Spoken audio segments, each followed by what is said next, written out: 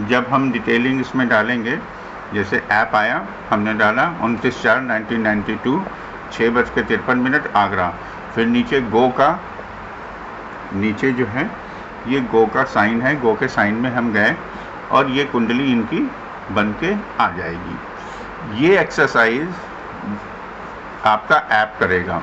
कल भी हमने आपको बताया था, सारी डिटेलिंग सब कुछ ऐप के अंदर मौजूद है, आपको देखना आना चाहिए। बेसिक चीज़ें आपको अगर पता होंगी तो आप इसको बहुत आसानी से ऐप के अकॉर्डिंग सारा एनालिसिस कर सकते हैं। तो बेसिक चीज़ों में क्या आता है? बेसिक चीज़ों में आता है कि ये जो चार्ट बना है, तो ये चार्ट क्या कहता है? इस चार्ट में 12 भाव होते हैं या 12 घर होते हैं या 12 हाउसेस भी कह सकते हैं। ये पहला होता है, मैंने यहाँ लिखा हुआ है फर्स्ट, ये दूसरा, तीसरा, चौथा, पांचवा, छठा, 7, 8, 9, 10, 11, 12। इसी तरीके से first house, second house, third house, fourth house, fifth house, sixth, seventh, 8, 9, 10, 11, 12। ये फिक्स होता है। कुंडली जो बन के आती है, तो कुंडली में ज़रूरी नहीं है कि ये पहला भाव पंडित जी ने बताया था या हमने सीखा था, तो ये यहाँ पे 2 क्यों लिखा है, यहाँ पे 1 लिखा होना चाहिए। ये लग्न होती है। पहला भाव जो होता है वो होती है लग्न। तो लग्न 1 नंबर की भी हो सकती है। लग्न, वर्षा जी बहुत दिन बाद आई। वर्षा जी नमस्कार।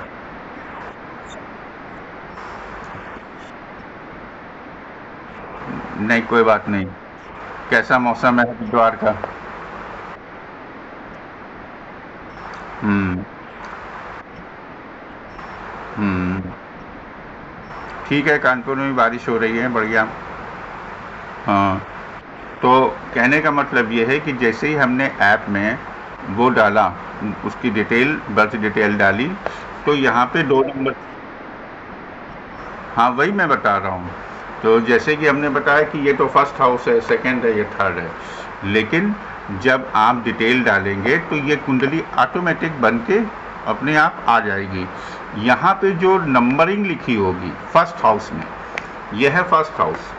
फर्स्ट हाउस में जो नंबर लिखा होगा वही उस व्यक्ति की जातक या जातिका की लग्न होगी। यहाँ पे क्या लिखा है? यहाँ पे लिखा है 2 नंबर। 2 नंबर का मतलब हो गया, अब ये चीज़ आपको आनी चाहिए कि पहला नंबर क्या? मेष राशि। दूसरा नंबर क्या? वृष राशि। तीसरा नंबर क्या? मिथुन राशि। तो इसकी 2 नंबर लिखा है, तो 2 नंबर का मतलब हुआ इनकी जो लग्न हुई वो हुई वृष। वो बोर्ड ब्लैक, और भी लोगों का ब्लैक हो रहा है क्या? नेट की प्रॉब्लम होगी वो। तो अच्छा, और आपको वो भी डिटेल में जाने की ज़रूरत नहीं है। यहाँ पे ऑटोमेटिक ग्रीन कलर की जो स्ट्रिप है, इसके नीचे देखेंगे तो लग्न लिखा हुआ है और लग्न के आगे वृष लिखा है। तो ये ऐप सब कुछ आपको दिखाएगा। वृष लग्न है, उसके बाद चंद्रमा जहाँ होता है, ये आपको पता है कि जहाँ पे चंद्रमा बैठा होगा जिस भाव में, जैसे कि इनके यहाँ पे ये 11th हाउस है, ये 11th हाउस है, तो चंद्रमा इनके 11th हाउस में बैठा है। तो इनकी राशि जो होगी, तो जहाँ चंद्रमा बैठा होगा, जो नंबर लिखा होगा वो उनकी राशि होगी। तो लग्न हो गई इनकी वृष, और राशि हो गई जहाँ चंद्रमा लिखा है, तो 11वें भाव में 12 नंबर लिखा है। राशि हो गई इनकी 12 नंबर का मतलब हो गया मीन। तो आपको ये पता होना चाहिए 1 से लेके 12 नंबर तक जो राशियां हैं, सीक्वेंस जो है उसमें मेष, वृष, मिथुन, कर्क, सिंह कौन कौन सी हैं, क्या क्या नाम है, वो रजिस्टर में आपको नोट होना चाहिए। याद करने की ज़रूरत नहीं है, काम करते करते अपने आप याद हो जाएगा। तो पहली चीज़ जो हमने कल आपको 5 पॉइंट बताए थे कि कुंडली देखने के लिए 5 पॉइंट हमको मालूम होने चाहिए, कौन कौन से वो 5 पॉइंट हैं। उस 5 पॉइंट में ये पॉइंट भी आज जो हम बता रहे हैं वो आता है। जैसे कुंडली विश्लेषण के लिए क्या क्या जानकारी होना आवश्यक है। ग्रह, हमने कल आपको बताया था, ग्रह 7+2 यानी 7 ग्रह वो और 2 छाया ग्रह। तो आपको तो ग्रहों की जानकारी होनी आवश्यक है, यानी कि ग्रह कौन कौन से हैं। पहली चीज, ग्रह कौन कौन से हैं, ठीक है। फिर ये 9 ग्रह हैं, राशियां 12 राशियां हैं, उनके क्या क्या नाम हैं ये पता होना चाहिए। अच्छा, इन ग्रहों के ग्रह स्वामी कौन कौन से हैं।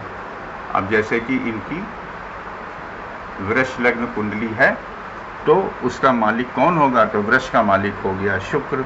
ये भी आपको पता होना चाहिए कि ग्रह स्वामी कौन कौन से हैं। दूसरा, दिशा, उन ग्रहों की, उन राशियों की जो है वो दिशा क्या है।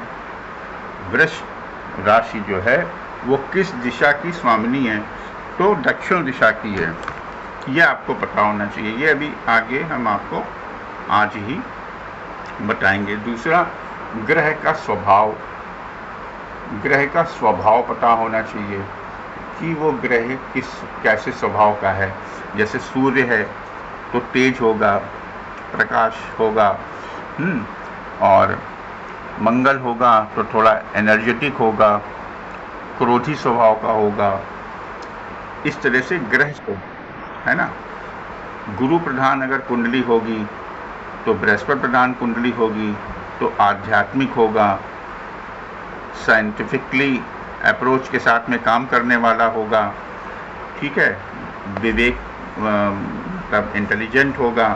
तो ये स्वभाव आपको पता होना चाहिए। फिर उसके बाद में आती हैं दृष्टियाँ, कि दृष्टियाँ 7वीं दृष्टि, तीसरी दृष्टि, 9वीं दृष्टि, 10वीं दृष्टि, वो भी हम बताएंगे आपको। तो पहले फ्रेज में तो ये आता है, कल ये ही बताया था आपको। दूसरे में आता है यही भाव, भाव कारक। चीज को समझते जाइएगा, भाव कारक यानी कि कौन सा भाव, जैसे पहला, दूसरा, तीसरा, चौथा, इससे हम क्या जानकारी हासिल करते हैं। जैसे कि कल बताया था कि 4th हाउस से हम क्या देखते हैं, कुंडली के 4th हाउस से हम देखते हैं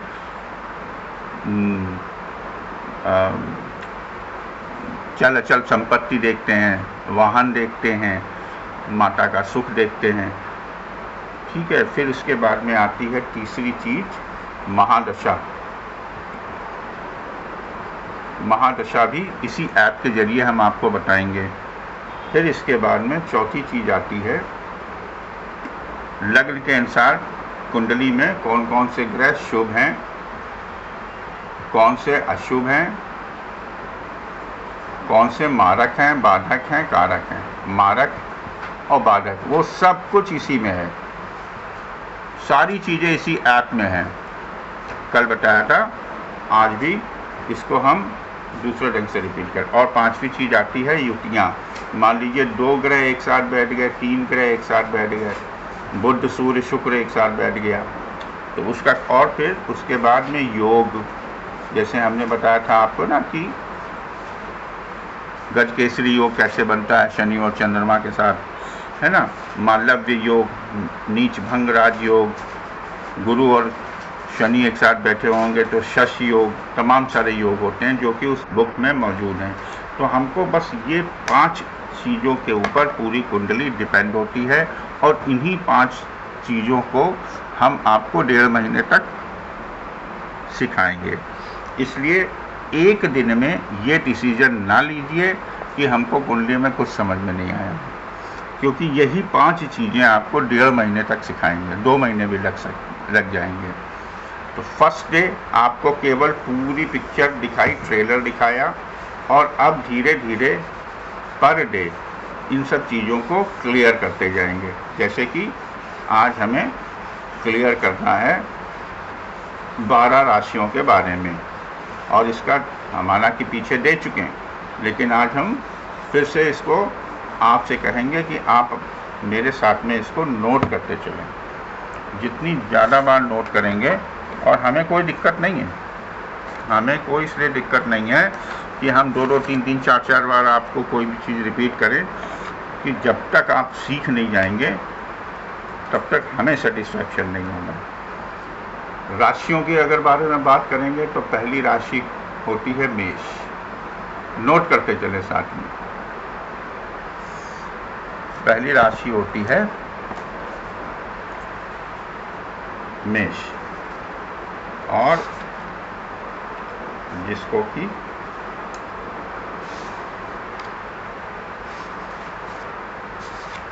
निकाल लेते हैं, हम चेक कर ही निकाल लेते हैं वो।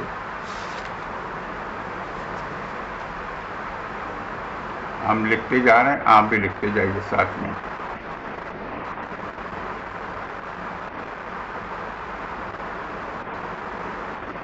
और इसका स्वामी होता है मंगल।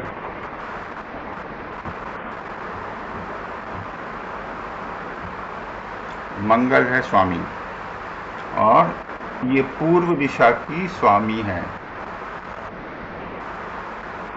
और ये एक चर राशि है। जैसे हम लिख रहे हैं ऐसे लिखते जाइए। चर अचर में कंफ्यूज मत होइएगा, वो बाद में समझ में आएगा। पहली राशि होती है राइस, मंगल स्वामी है, पूर्व दिशा की स्वामी है, चर राशि है। चर राशि मतलब चलती फिरती। मेष का मतलब क्या हुआ? वो चलता है, मूवमेंट होता है उसके अंदर, तो उसको चर बोलते हैं। सेकंड आती है वृष।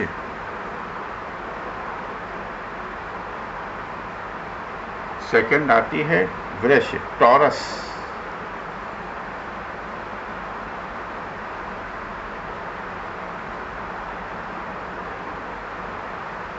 टॉरस, टॉरस के स्वामी हैं शुक्र।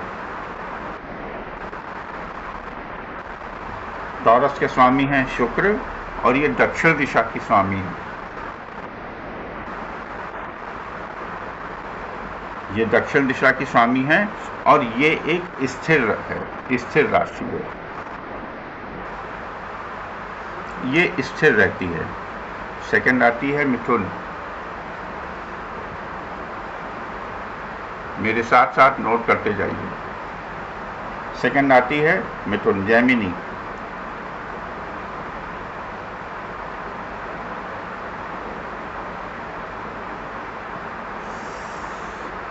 और बुध हैं इसके स्वामी पश्चिम दिशा। इससे हम पश्चिम दिशा का बोध करते हैं। इसका क्या सेंस होता है, इसका क्या मतलब होता है दिशा का, वो अभी बताते हैं।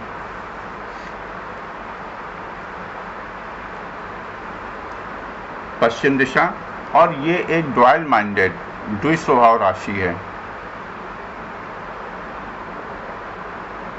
ऐसा व्यक्ति दोहरी मानसिकता का होता है। मिथुन राशि, मान लीजिए कि यहाँ पे 3 नंबर लिखा है, यहाँ पे 3 नंबर लिखा है, ये 11th हाउस है, और ये लाभ भाव भी होता है। तो अगर यहाँ 3 नंबर लिखा है तो इसका मतलब हो गया मिथुन राशि, पश्चिम दिशा, लाभ भाव है ये। तो हम ये फाइंड आउट कर सकते हैं कि आपको पश्चिम दिशा से, अधिकतर पश्चिम दिशा से ही लाभ प्राप्त होगा। अगर मान लीजिए उसकी दुकान है तो पश्चिम से उसके पास में क्लाइंट्स ज़्यादा आएंगे। मान लीजिए 500 क्लाइंट उसके 1 महीने में आए, फुटफॉल उसके 500 क्लाइंट्स का हुआ, तो 500 क्लाइंट्स में पता चला 350 क्लाइंट जो अकेले हैं वो वेस्ट से आते हैं उसके पास में। या अगर वो जॉब कर रहा है तो जॉब कर रहा है तो उसका ऑफिस जो होगा पश्चिम दिशा की तरफ होगा, क्योंकि ये लाभ भाव है। हम ऑफिस जाते हैं, वहाँ काम करते हैं, हमको सैलरी मिलती है मंथ के एंड में, और हमें वहाँ से लाभ प्राप्त होता है। तो इस तरह से बहुत सारी चीज़ें दाम्पत्य भाव में भी हम इसी तरह से देख सकते हैं कि हमारी ससुराल या जिसकी भी कुंडली हम देख रहे हैं उसकी ससुराल किस दिशा की तरफ होगी। ठीक है, 4th आती है, इसलिए दिशा का महत्व बढ़ जाता है। और 4th होती है कर्क राशि, कैंसर। नोट कर रहे हैं ना सब लोग? इसकी स्वामी है चंद्र और उत्तर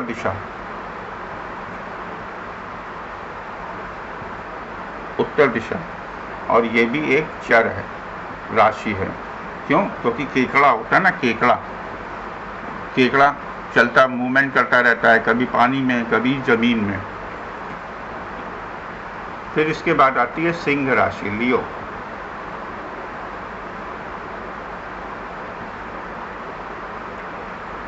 सिंह राशि स्वामी सूर्य, सिंह का स्वामी सूर्य,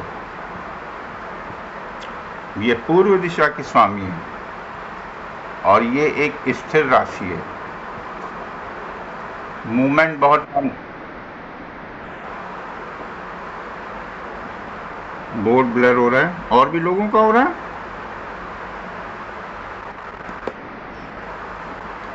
देखिए उसको थोड़ा सा ऑन ऑफ करके।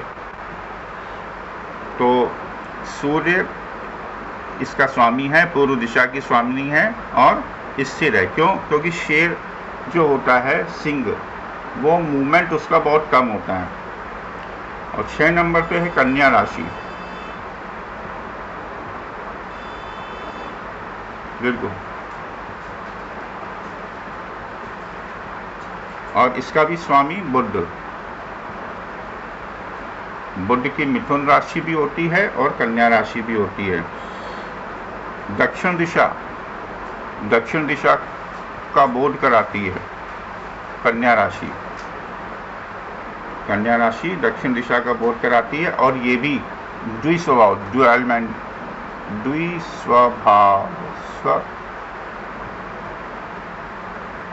दोहरा स्वभाव होता है। 7th में आती है तुला,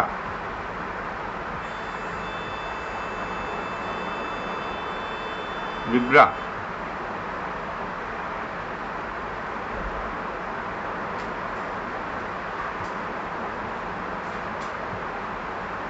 स्वामी हैं इनके शुक्र महाराज,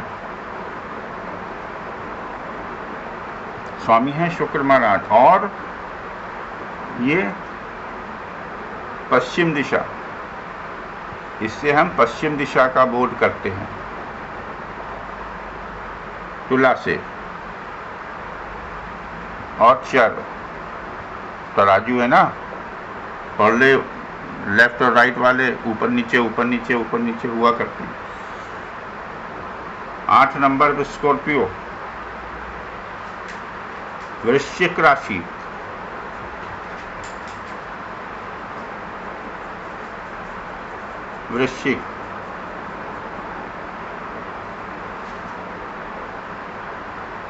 स्कॉर्पियो,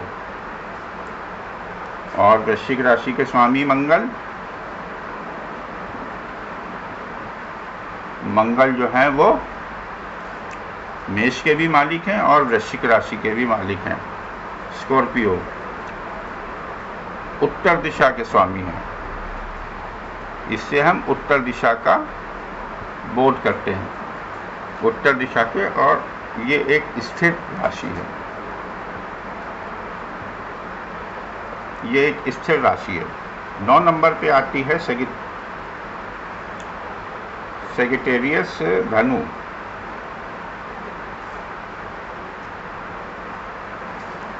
ऊपर वाला नोट कर लीजिए तो हम इसको इरेज कर दें।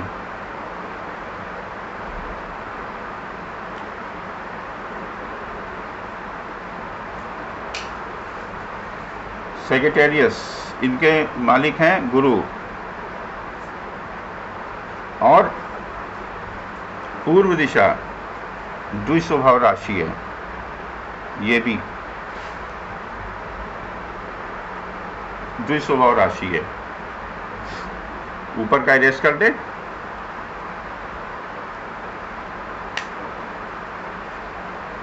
ये द्विस्वभाव राशि है।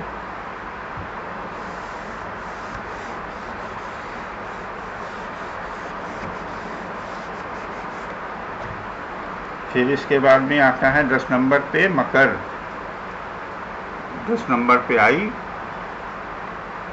मकर।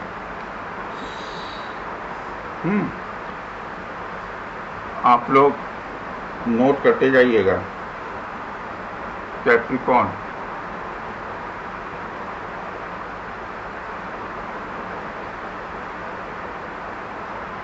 वो लंबा चौड़ा हो गया। और मकर के स्वामी हैं शनि महाराज।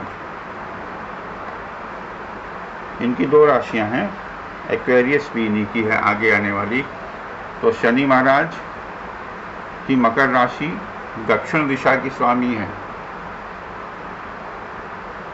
दक्षिण दिशा की स्वामी है, और ये एक चर राशि है। इसके बाद आती है कुंभ।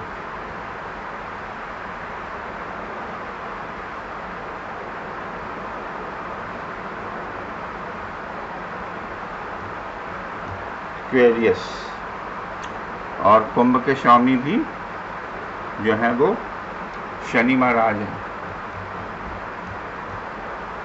और ये पश्चिम दिशा की स्वामी है। शनि की 2 दिशाएं हैं, दक्षिण और पश्चिम। ये एक स्थिर राशि है। कुंभ घड़ा एक जगह रख दे तो वो फिर रखा रहता है ना, हिलता डुलता तो है नहीं, मूवमेंट तो करता नहीं है मटका घड़ा। कुंभ। फिर इसके बाद आती है मीन। मीन राशि। तो मीन राशि, इसका भी स्वामी है गुरु। इनके भी स्वामी हैं गुरु महाराज, और ये उत्तर दिशा की स्वामी है। द्विस्वभाव राशि है, द्विस्वभाव।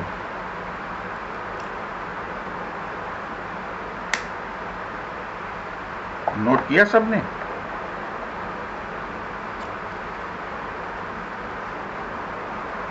नोट कर लिया?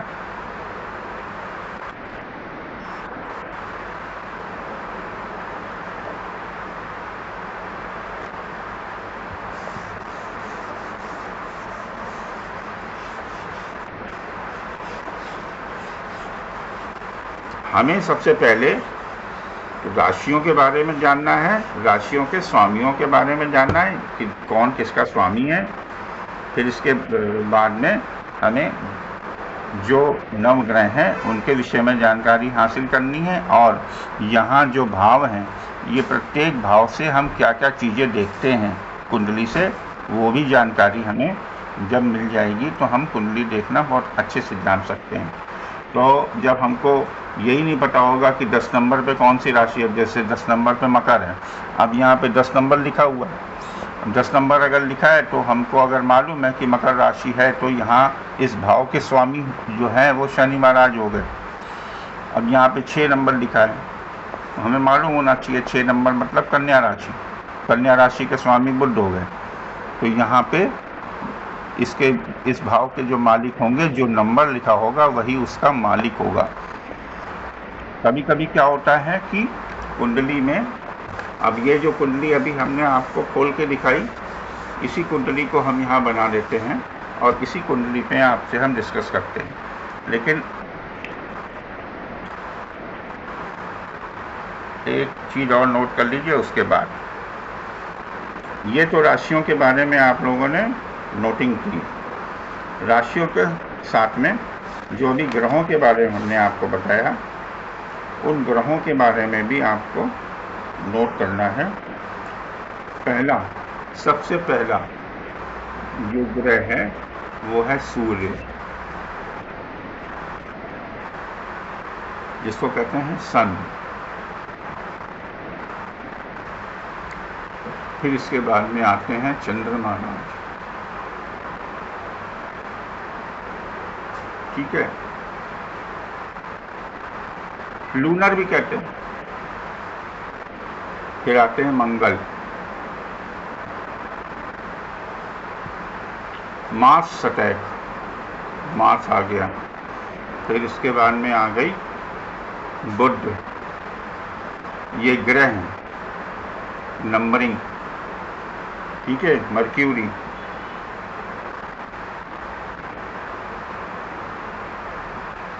मर्क्यूरी के बाद में जुपिटर आ, गुरु या बृहस्पति, जुपिटर 6 नंबर पे, शुक्र वीनस,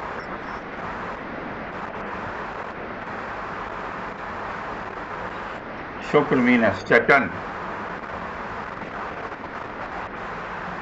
7 नंबर पे, सैटर्न 8 नंबर पे, 7+2 है ना 8 नंबर पे। ड्रैगन हेड, वो राव महाराज को ड्रैगन हेड कहते हैं और वो टेल कहते हैं। 9 नंबर पे केतु महाराज आ गए तो इनको टेल कहते हैं, इसको ड्रैगन हेड कहते हैं, इनको ड्रैगन टेल कहते हैं। बाकी और जो यूरेनस, नेपच्यून हैं, हर्शल्स हैं, उनको हम नहीं काउंट करते हैं। इंडियन जो एस्ट्रोलॉजी है उसमें उसको बहुत ज़्यादा इम्पोर्टेंस नहीं दी गई। हमारा जो गैलेक्सी है, सौरमंडल है हमारा, उसमें हम इन्हीं को ही प्राथमिकता देते हैं। तो राशियाँ हो गई 12 और ग्रह हो गए 9। तो हमें ये पता होना चाहिए कौन कौन से ग्रह सीक्वेंस वाइज हैं, कौन कौन सी राशियाँ हैं, ये भी आप नोट कर लें। हाँ बताइए। हाँ हाँ, नहीं,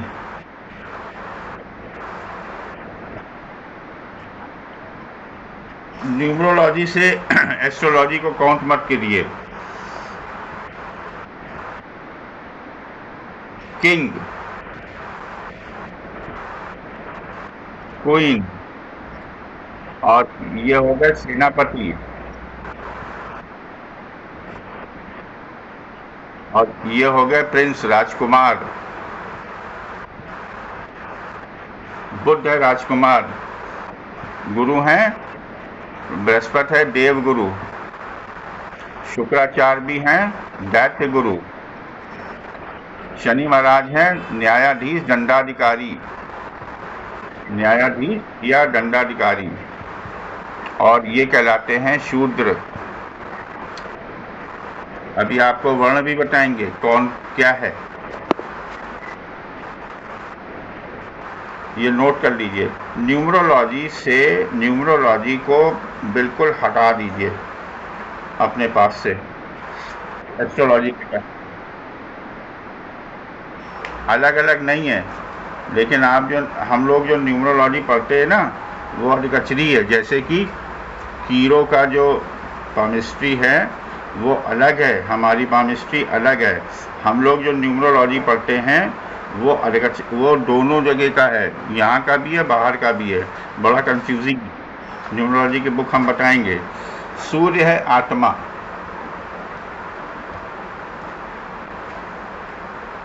चंद्रमा है चित्त या मन, मंगल है पराक्रम, ये भी नोट करिए। बुध है वाक्य शक्ति या वाणी, कम्युनिकेशन स्किल्स। बृहस्पति है सुख और विज्ञान, बृहस्पति है सुख और विज्ञान। और शुक्र है काम, शुक्र है काम, भोग, विलास।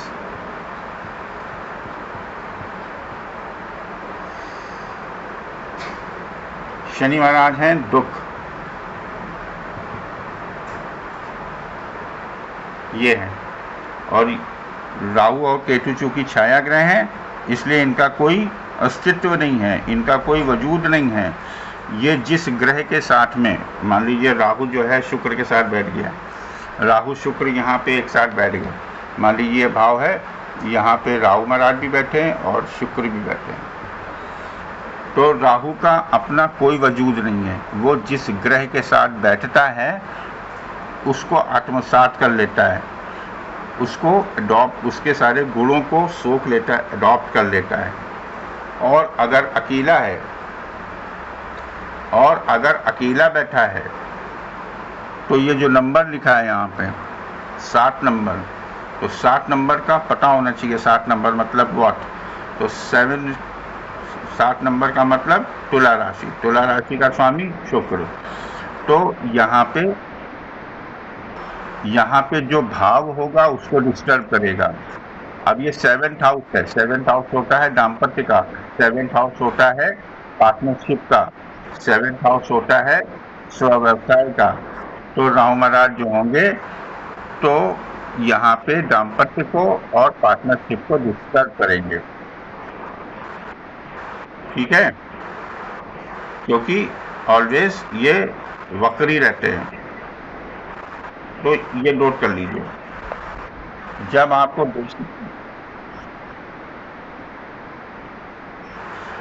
किसी भाव में अगर 4 ग्रह एक साथ बैठते हैं तो पहली चीज तो देखी जाएगी कि उसमें सबसे बड़ा स्ट्रॉन्ग पोजीशन क्या है। अब जैसे मान लीजिए कि यहाँ पे 7 नंबर लिखा है, 7 नंबर लिखा है। अब 7 नंबर में राहु, शुक्र, सूर्य और मंगल एक साथ बैठ गए, तो पहली चीज तो देखा जाएगा डिग्री किसकी सबसे ज्यादा है। तो पहली चीज तो जब हम 7 नंबर का मतलब तुला राशि, तुला राशि का स्वामी हो गया शुक्र, तो सबसे पहली चीज तो जैसे हम लोग वो खेलते थे ना, बिजनेस, व्यापार जिसको कहते हैं ना, तो जिसके पास एयरपोर्ट होगा, अगर उसके पास रेलवे स्टेशन भी है, तो उसके घर में अगर कोई आया तो उसको डबल किराया देना होगा, खेलते थे नहीं? तो उसी तरीके से शुक्र यहाँ पे डबल पावर हो जाता है। क्यों? क्योंकि वो अपने ही घर में बैठा है। अपना घर मतलब कैसे? 7 नंबर लिखा है, 7 नंबर का मतलब हो गया तुला राशि, तुला राशि का स्वामी हो गया शुक्र, तो शुक्र स्वयं यहाँ बैठा हुआ है, तो वो डबल पावर हो गया। तो यहाँ पे डोमिनेटिंग पोजीशन पे कौन होगा? डोमिनेटिंग पोजीशन पे होगा शुक्र। लेकिन अगर मान लीजिए सूर्य की डिग्री ज़्यादा है और सूर्य के साथ में कोई भी ग्रह बैठता है तो वो अस्त हो जाता है। तो सूर्य की डिग्री ज़्यादा है तो सूर्य डोमिनेटिंग पोजीशन पे आ जाएगा, लेकिन सूर्य अनकंफर्टेबल होकर बैठा है, इसलिए शुक्र की पावर सबसे ज़्यादा होगी। 4 ग्रह अगर एक साथ बैठे हैं तो जो ग्रह सबसे ज़्यादा डिग्री का होगा और सबसे ज़्यादा कंफर्ट शत्रु क्षेत्र में नहीं, मित्र राशि में या स्वराशि में बैठा होगा, तो वही सबसे ज़्यादा उसी के रिजल्ट वही देगा और नहीं देंगे।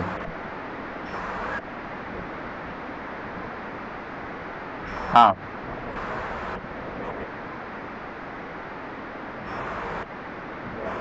अष्टम में अगर सूर्य बुध शुक्र होंगे तो एक तो आपकी व्यावसायिक बुद्धि होगी, अकस्मात आपको धन लाभ होगा, अकस्मात आपको धन हानि होगी, और आपकी श्रीमती जी जो होंगी वो चिड़चिड़े स्वभाव की होंगी। ये इसका प्रेडिक्शन होता है अष्टम भाव का, क्योंकि अष्टम भाव 8वां भाव, अष्टम भाव किसी भी कुंडली में अच्छा नहीं माना जाता। तो अब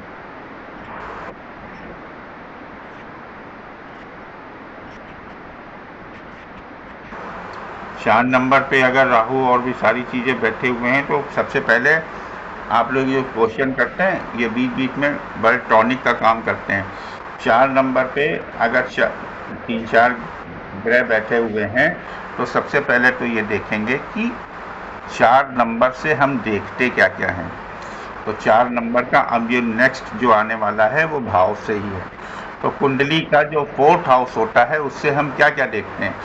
कुंडली के 4th हाउस से हम देखते हैं भूमि, भवन, संपत्ति, अचल संपत्ति, वाहन, और माता का सुख, ये सारी चीज़ें हम फोर्थ हाउस से देखते हैं। तो फोर्थ हाउस में अगर गला धन भी देखते हैं, हृदय के ऊपरी भाग फेफड़े लंग्स भी देखते हैं, फोर्थ हाउस से लंग्स भी देखते हैं। क्यों? क्योंकि ये चेहरा हो गया, ये गला गर्दन हो गया, ये आपके बाजू हो, कंधे हो गए, और ये चेस्ट हो गया। तो चेस्ट का मतलब आगे पीछे दोनों होगा, अंदर का भी पार्ट होगा, तो लंग्स भी हो जाएगा। तो यहाँ से लंग्स भी देखते हैं। ठीक है, तो कहने का मतलब ये है कि फोर्थ हाउस में अगर 3-4 ग्रह होंगे, तो जो सबसे ज़्यादा डोमिनेटिंग पोजीशन पे होगा वही अपने रिजल्ट देगा। डिग्री इसमें जब आप वो डालेंगे, जो ऐप अभी हम वही बता रहे हैं आगे आने वाले, ये है पोजीशन। जब आप इसमें डालेंगे तो डिग्री इसमें लिख के आती है, 0 से लेके 30 डिग्री तक की होती है। 1, 2, 3 अभी वो हम आगे आने वाली क्लासेस में बताएंगे। 1, 2, 3 डिग्री तक डेड होता है। 28, 29, 30 डिग्री को भी डेड मानते हैं, क्योंकि शिशु और वयोवृद्ध किसी काम के नहीं होते हैं, एनर्जेटिक नहीं होते। इसलिए 1, 2, 3 डिग्री तक और 28, 29, 30 डिग्री तक के जो ग्रह होते हैं वो डेड होते हैं, मृत होते हैं। इसी तरीके से 5, 6, 7, 8 डिग्री के जो 5, 6, 7, 8 डिग्री होती है वो बच्चा होता है, फिर एडल्ट होता है। 10, 11, 12, 15, 16 जो डिग्री हैं वो एडल्ट होते हैं। तो यहाँ पे डिग्री दी हुई होती है।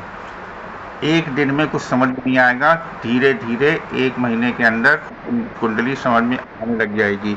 क्वेश्चंस आप लोग करते रहिए, बीच बीच में जो उत्तर मिलेंगे वो टॉनिक का काम करेंगे। ठीक है। दूसरा, जो अभी आपने क्वेश्चन किया कि हम ये कैसे जानेंगे कि कौन डोमिनेटिंग पोजीशन पे होगा, तो पहली चीज़ तो आपको ये ऐप बता देगा डिग्री किसकी ज़्यादा है। दूसरी चीज़, आपको ये समझ में आना चाहिए कि अगर 7 नंबर पे शुक्र यहाँ बैठा है, तो 7 नंबर का मतलब हो गया तुला राशि, और तुला राशि का स्वामी होता है शुक्र, और स्वामी स्वयं अपने ही उच्च का होके स्वराशि का होके बैठा है। 3 कंडीशन होती हैं ग्रहों की। पहला, मित्र राशि में बैठा हो, यानी कि अपने मित्र के घर में बैठा हो। मित्र क्या, ये भी हम आगे आने वाली क्लास में बताएंगे कि शुक्र के मित्र कौन कौन है।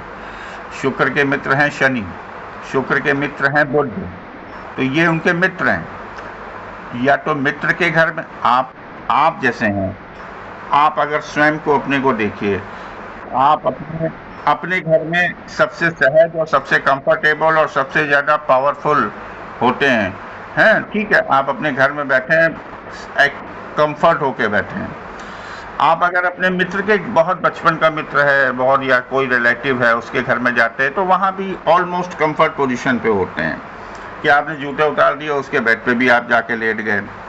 तो और लेकिन अगर मान लीजिए खुदा न खास्ता आपको किसी काम से अपने, जिससे आपको टेंशन है थोड़ी सी या शत्रुता है, उसके घर में आपको जाना पड़ गया, अब आप हाथ थामे बैठे रहेंगे बस, केवल ज़्यादा मूवमेंट भी नहीं करेंगे, ज़्यादा इन्वॉल्व भी नहीं होंगे किसी चीज़ में, एक फॉर्मेलिटी के तहत, तो वो अनकंफर्टेबल जोन होगा आपका। तो सेम उसी तरीके से ग्रहों के साथ भी होता है। तो यहाँ पे 7 नंबर में कौन अनकंफर्टेबल है? 7 नंबर पे अनकंफर्टेबल है मंगल। 7 नंबर जो लिखा है यहाँ पे अनकंफर्टेबल है सूर्य। क्यों? क्योंकि मंगल और सूर्य शुक्र के एंटी हैं। आगे आने वाली क्लासेस में हम आपको बताएंगे कि कौन मित्र होता है, सूर्य के मित्र कौन कौन, सूर्य के खास मित्र कौन कौन, अधिमित्र, मित्र, शत्रु, अधिशत्रु। पिछली क्लास में हमने बताया था, जो लोग अभी हमारे साथ में जुड़े हैं उन लोगों को नहीं पता, उनको हम बताएंगे, और उसी के अकॉर्डिंग फिर हमें ये ईजिली हो जाएगा कि कौन डोमिनेटिंग पोजीशन पे। क्लियर? ये नोट किया?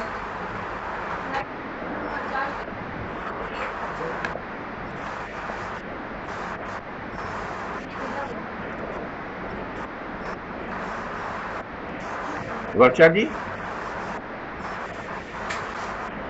वर्षा जी, वर्षा जी, वर्षा जी नहीं है क्लास में। चलिए, रिकॉर्डिंग हो रही है।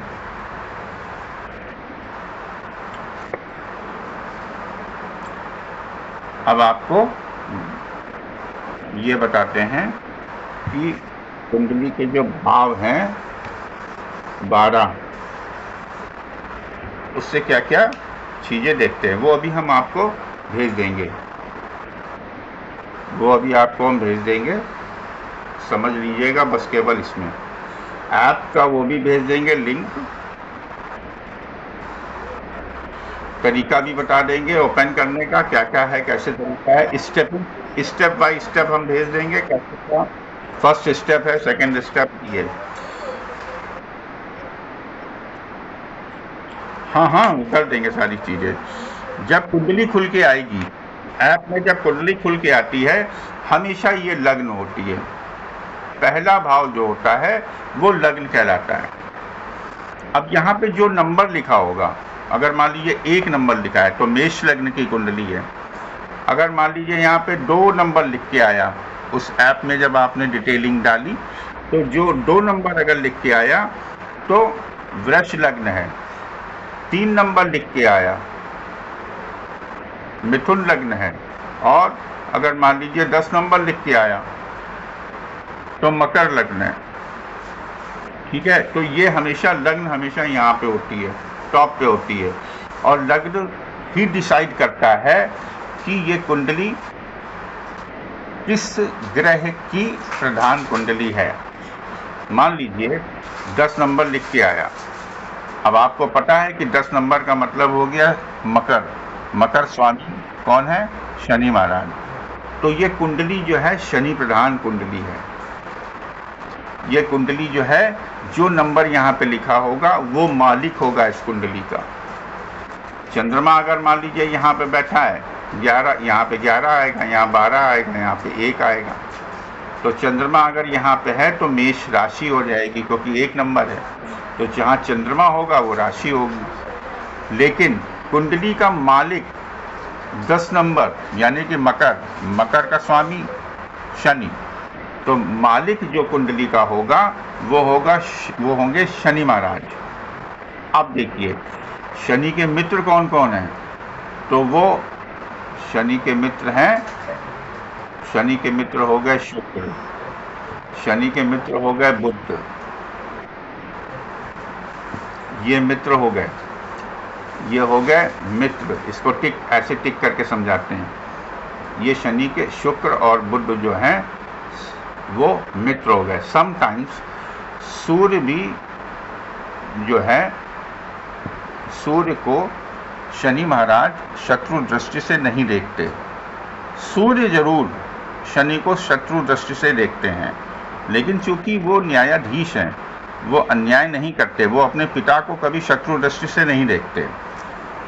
शनि की दृष्टि कही जाती है कि बहुत खराब होती है, तीसरी दृष्टि, 7वीं दृष्टि और पूर्ण 10वीं दृष्टि बड़ी पैनी और बड़ी खतरनाक होती है। लेकिन अगर मान लीजिए शनि की तीसरी दृष्टि जहाँ पड़ रही है, मान लीजिए शनि महाराज यहाँ बैठ गए, अब उनकी 1, 2, 3 तीसरी दृष्टि यहाँ पड़ रही है और यहाँ पे सूर्य बैठे हैं, तो हानि नहीं पहुँचाएंगे, क्योंकि यहाँ पे उनके पिता विराजमान, हानि नहीं पहुँचाएंगे। सूर्य जरूर हानि पहुँचाते हैं अपने पुत्र को, लेकिन शनि की तीसरी दृष्टि अगर यहाँ है और यहाँ पे सूर्य बैठे हैं तो कभी भी इस भाव को डिस्ट्रॉय नहीं करेंगे। तो शनि के मित्र कौन कौन हो गए? शनि के मित्र हो गए शुक्र और बुध। ये सम हो जाता है कभी कभी, कभी कभी शत्रु भी होते हैं। और शनि के शत्रु कौन कौन हो गए, ऐसे क्रॉस करके बताते हैं। गुरु हो गए शत्रु, मंगल हो गया शत्रु, चंद्रमा हो गया शत्रु, ये इनके शत्रु हो। तो अब एनालिसिस ये करना है कि इस कुंडली में जहां कहीं भी गुरु मंगल चंद्रमा होंगे तो वो नेगेटिविटी और नेगेटिव रोल अदा करेंगे। या गुरु मंगल चंद्रमा की दृष्टियां जहां जहां जा रही होंगी, दृष्टियों के बारे में आगे बताएंगे, तो वो भी नेगेटिविटी देंगी। लेकिन अगर शुक्र और बुध कहीं भी बैठे होंगे तो चूंकि उनके मित्र की प्रधान कुंडली है तो वो हमेशा शुभ फल देंगे, और इनकी दृष्टियां भी जहां जहां जाएंगी वो भी हाँ,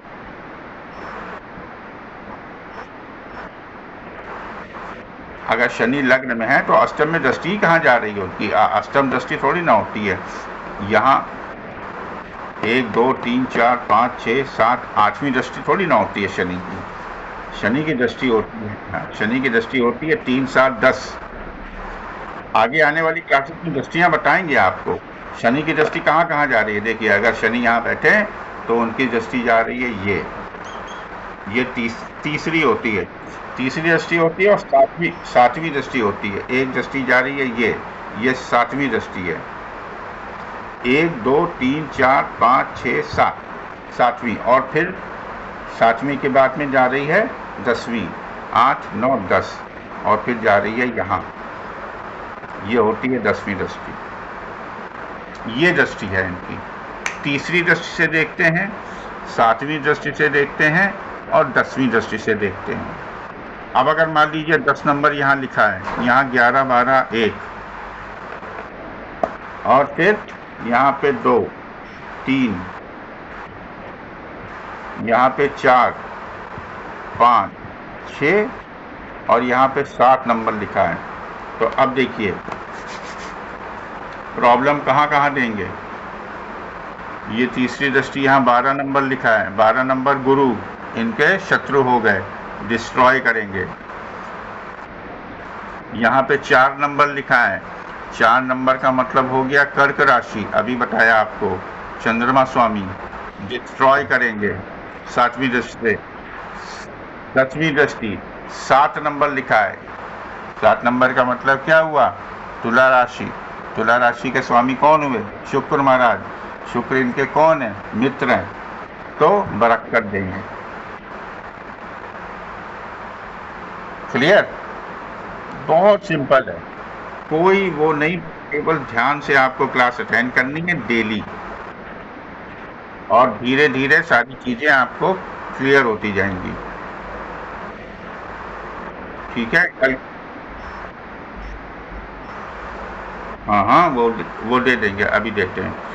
चलिए ठीक है, कल क्लास नहीं होगी, हाँ, और कल की जो क्लास होगी वो हम ट्यूसडे वेडनेसडे वाले कभी हम ले लेंगे, तो कल नहीं होगी। ठीक है? कोई क्वेश्चन यहाँ तक किसी को? जी हाँ, वीडियो में भेज देंगे, कल का भी आज का भी। क्या दीपिका जी? अभी जस्ट अभी भेज रहे हैं। ठीक है, ओके, गुड नाइट। हाँ,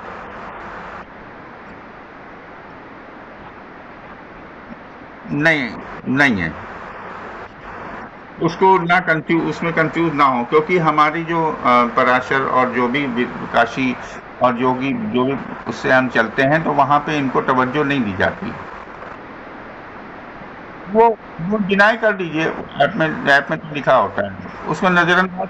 हाँ, ठीक है। तो